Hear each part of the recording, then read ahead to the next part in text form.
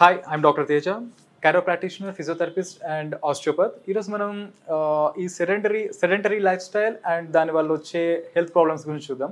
Nowadays చాలామంది face చూస్తున్న ఈ హెల్త్ ప్రాబ్లమ్స్ ఈ సెడెంటరీ లైఫ్ స్టైల్లో చూద్దాం. ఈ సెడెంటరీ లైఫ్ స్టైల్ అంటే ఏంటంటే, మనం ఇప్పుడు రెగ్యులర్గా మార్నింగ్ లేస్తాం, అలానే ఆఫీస్ వర్క్ వెళ్తాం, అంటే ఎవరి ప్రొఫెషనల్ వాళ్ళు వర్క్ వెళ్తుంటారు కదా. సో మళ్ళీ మనం రిటర్న్ వచ్చి టీవీ చూడడం ఇంట్లో, దాని తర్వాత మనం ఫుడ్ తీసుకోవడం, అలానే పడుకోవడం అన్నమాట. అంటే ఈ మధ్యలో మనకి ఎక్సర్సైజెస్ అనేది, ఒక ఫిజికల్ ఎక్సర్సైజెస్ అనేది లేకపోవడం అన్నమాట.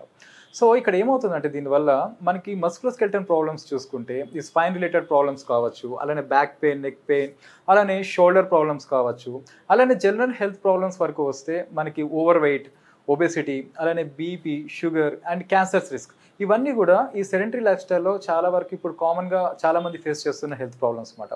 సో వీటికి రెమెడీ ఏంటి, ఇవి రాకుండా ఎలా చూసుకోవాలి అంటే, మనం డిసిప్లిన్ అండ్ రెగ్యులర్ ఎక్సర్సైజెస్ అనేది చాలా ఇంపార్టెంట్ అన్నమాట. దీనికి ఒక స్కాండేవియన్ జర్నల్ పబ్లిష్ చేసింది ఏంటంటే, ఈ యూనివర్సిటీ వాళ్ళు. సో ఇక్కడ ఒక 2 మైక్రో వర్కౌట్స్ అనేది వీళ్ళు చెప్పడం జరిగింది అన్నమాట.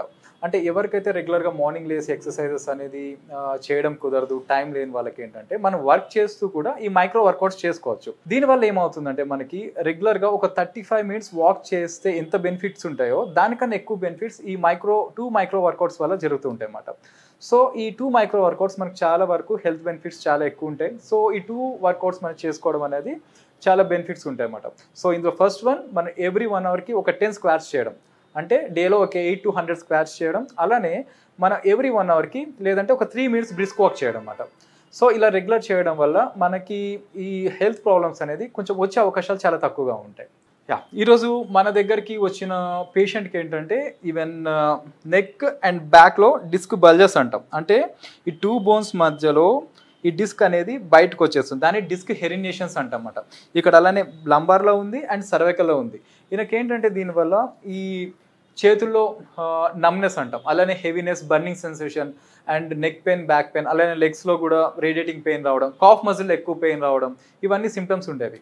సో మన దగ్గర రాకముందు అండ్ మన దగ్గరకు వచ్చిన తర్వాత రిజల్ట్స్ ఎలా ఉండేది ఒకసారి మన ట్రీట్ చేసిన పేషెంట్ని అడిగి తెలుసుకుందాం. ఓకేనండి.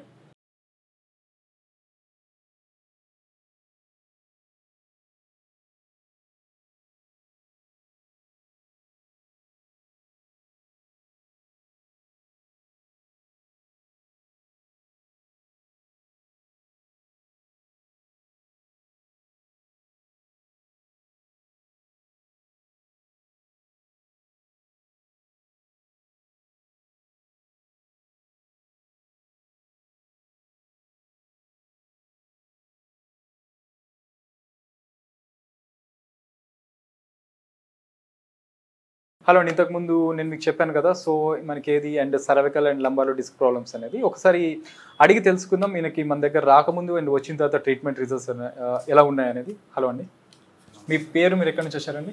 నేను ప్రస్తుతానికి రాజేంద్ర నగర్లో, రంగారెడ్డి డిస్టిక్ రాజేంద్ర నగర్లో ఉన్నాను ప్రస్తుతానికి.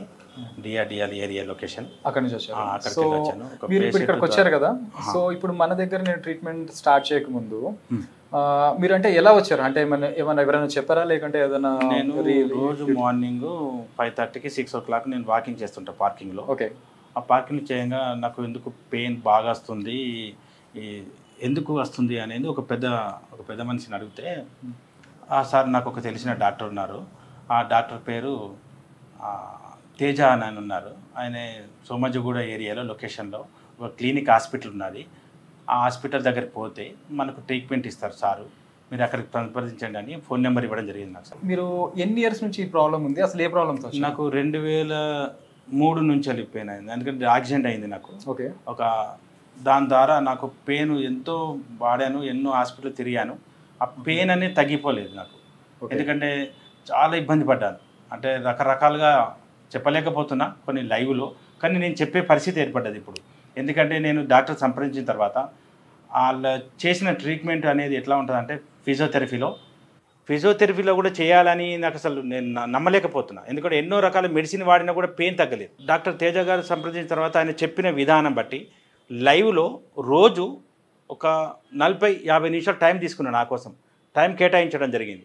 టైం కేటాయించిన తర్వాత ఫస్ట్ ఈ పెయిన్ అనేది ఇక్కడ వస్తుంది నాకు, మెడ చుట్టూ అసలు తిరగలేకపోయింది. ఈ రైట్ హ్యాండ్ లెఫ్ట్ హ్యాండ్ తిరగలేకపోయింది. అది 2:30-3 టాయిలెట్ లేద్దామని ఒకసారి పింకలు పట్టుకోవడం జరిగింది. ఇదంతా మొత్తం తిమ్మిళ్ళు రావడం జరిగింది. రైట్ హ్యాండ్ అండ్ లెగ్ ఇలా బోన్స్ కూడా బాగా పెయిన్ అయిపోయింది. ఎందుకంటే మెత్త దిండి పెట్టుకోకుండా ఉండడం జరిగింది, బెల్ట్ ఇవ్వడం జరిగింది, ఎన్నో రకాలుగా పెయిన్ పోలేదు. కానీ డాక్టర్ సంప్రదించిన తర్వాత తేజ గారి తర్వాత కానీ పెయిన్ 1 డే 2 డే ఇట్లా చూసుకుంటూ పోతుంటే జస్ట్ 1% అయింది.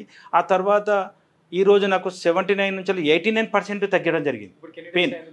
ఈరోజు 13-15 రోజుల మధ్యన అంటే 13 రోజులు కంటిన్యూ వచ్చాను. మధ్యన ఒక 2 రోజులు వచ్చి ఒక 1 డే 2 డే టెస్ట్ చేసుకోవడం జరిగింది. ఆ తర్వాత నేను కంటిన్యూ రావడం జరిగింది. అప్పుడు ఈ ఫిజియోథెరపీలో నాకు చాలా నచ్చింది సార్. ఎందుకంటే ఈ విధంగా ఫిజియోథెరపీలో తగ్గింది అంటే నేను 100% ఆయనకు దండం పెట్టవలసిందే. ఆయనను పెయిన్ అనేది తగ్గింది నాకు నా ప్రజెంట్. నేను నిద్రపోతున్నాను, 90% నిద్రపోతున్నాను.